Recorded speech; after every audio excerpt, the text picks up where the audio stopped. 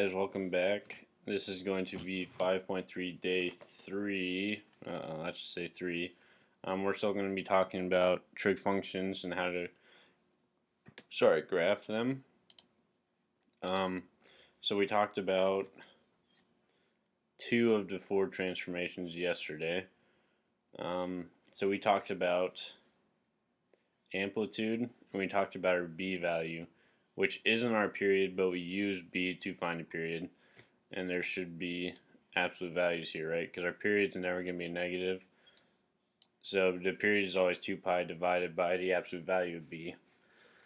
Well, as you can imagine, when you're talking about transformations of graphs in Algebra 1 and in Algebra 2, you also got to talk about the slides or the vertical and horizontal shifts. And so this is easy.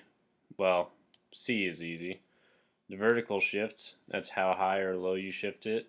And that basically changes the midline. So we're used to the midline being at 0, for instance. So our graph went around the midline. However, now, let's say, I don't know, C is plus 5. Then your new midline is at 5.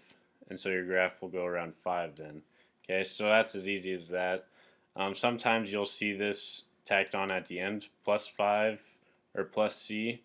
So it doesn't matter if it's out here or out here, you're still adding that number to everything, so you're raising everything up that number. And so the way I think of it is you just raise up that midline. And then horizontal shift. There's several ways we see this, and we'll get more into that later, but D represents the horizontal shift, and it's in the opposite direction. So if it said minus 5, you go to the right 5.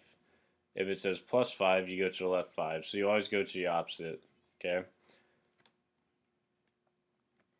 So here we're just going to talk about our shifts from yesterday. Our amplitude, not sure what I'm doing, is the number you're multiplying out front of the cosine or sine function. So the amplitude is going to be 4. And the other thing we talked about would be the period. Well, our b is 2, so our period would be 2 pi divided by 2, which equals pi. Okay, now we have our new shifts. So let's do our vertical first.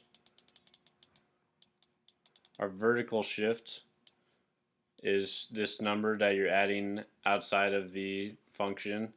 So you're going up 3. And then the horizontal shift, well, it's minus 4, so you're going to the right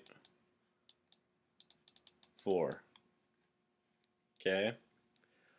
Over here, our amplitude, well, you're not multiplying any number outside of the function, so it's just 1. However, there is a negative, so you have to switch your crests slash troughs.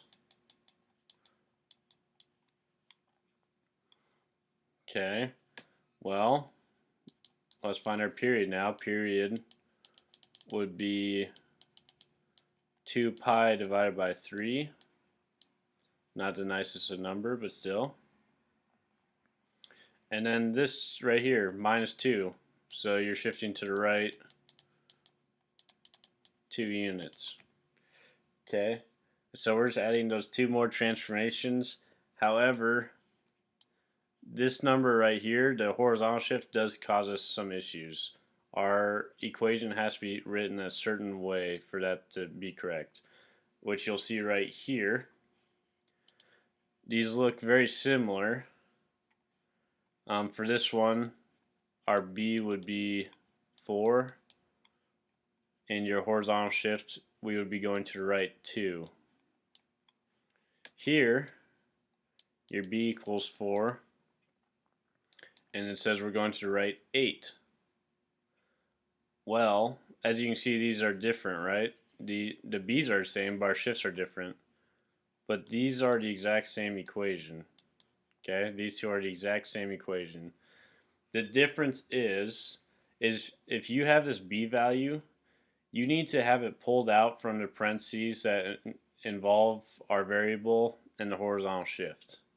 Okay, so if there's a variable plus or minus the horizontal shift, you need to factor out or like kind of GCF out that 4 or that greatest common factor. So if you have 4x minus 8, you want to pull out the GCF, which would be 4. So if you want to pull 4 out, it's like dividing everything on the inside by 4. So it would be 4, and then you'd have x minus 2. So the horizontal shift would actually be 2. So before you find your horizontal shift, you have to make sure that you pull out the GCF out. Okay, now obviously if this was just cosine of 4x, you don't have any horizontal shift, so you don't really need to worry. It's only if you have this horizontal shift with the variable in those parentheses, okay? So if they're nice, they'll write it like this. Sometimes they try to trick you like this. Everything would be the same except for the horizontal shift, okay? So your horizontal shift would not be to the right 8 in this problem. It would be to the right 2. So right here, a little bit of practice. So, no other transformations other than what's in here. Well, you have a GCF, because right now we might think, oh, is our B value 1? No. You actually have to pull out the GCF, which hopefully we see is 2. So if you pull 2 out, and you divide what's on the inside, then you have x minus pi. So your b would be 2. So your period would be pi, right? 2 pi divided by 2. And then your shift, right, pi units. Okay? So you're shifting over like 3.14 about. Okay, now this is a tricky one. Hopefully not for you guys, but GCF, well, we need to pull the number out and, well, this right here. Oh, there should be an X there. I'm sorry, guys. And so basically what we need to get the variable, that first term, all by itself. We can't have a number on the inside of parentheses with it. We need to factor that out. So you want to pull out a 1/4 pi. And so the way I think of it is you're dividing by 1/4 pi. Well, 1/4 pi divided by 1/4 pi, you'd have x here minus, well, let's think about pi divided by 1/4 pi. Well, the pi's cancel, right?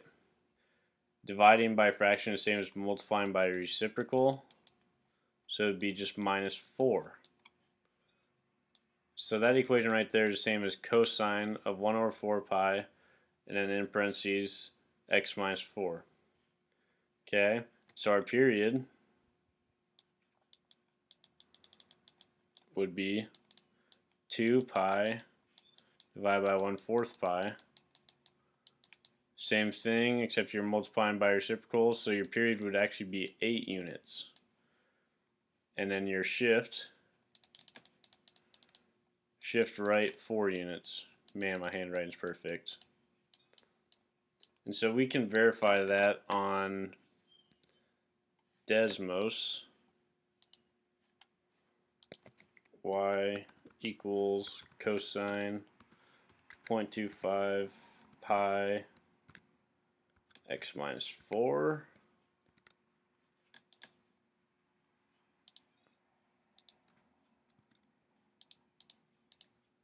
What's wrong with it?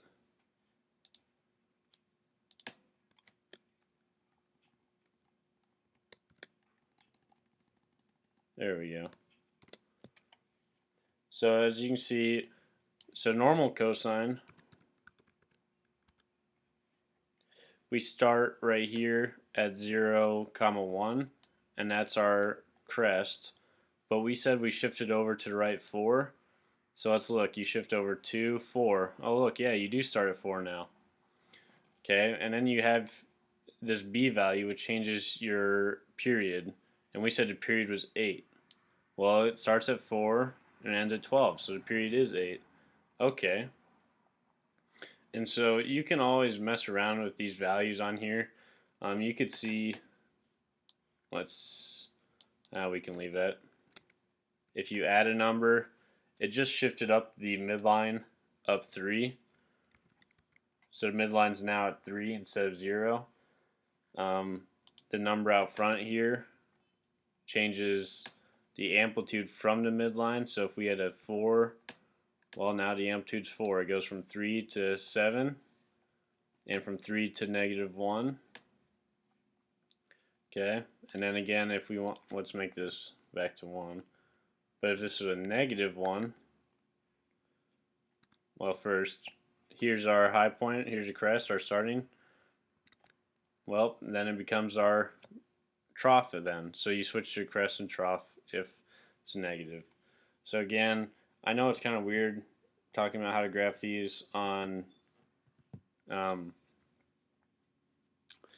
IXL. I'll probably have a separate video on how to do it for IXL today. It shouldn't be too difficult, I'd hope. I think we're probably going to spend at least 2 more days on graphing these. So just keep up the work and just try your hardest. That's all we can ask. I know it's a little different because we're not in person, so I'm learning just as much as you are on what's the best way to do these. But with that, make sure you watch the next IXL tutorial and you get 70 points by tomorrow at 4 p.m. And have a great day, Jays.